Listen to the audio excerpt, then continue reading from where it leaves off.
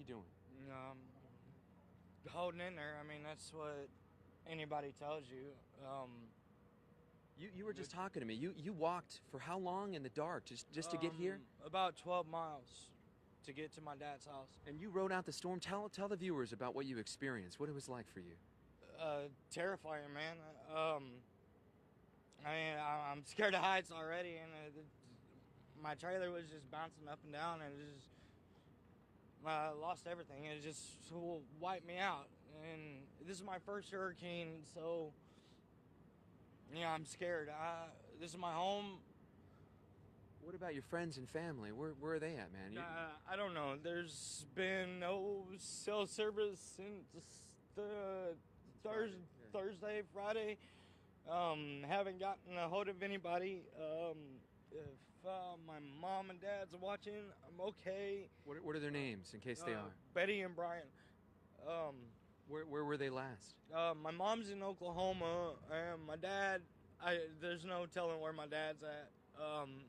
I'm here in Rockport waiting on you. And I see the look in your eye here, looking, right? You know, and you look shocked. Yeah, I mean, I just lost everything I worked for. Everything.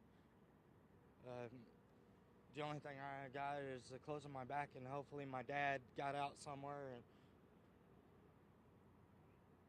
I don't know, maybe I should have left. Okay, Dad, I'm gonna jump on the bus. I'll be there. Are you okay? Yeah, I'll jump on one.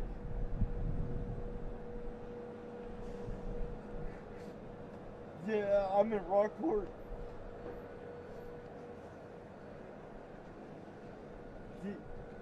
Okay. Dad, I love you.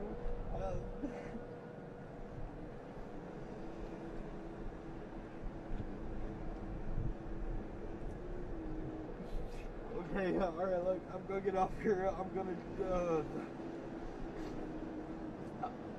I'll be right there.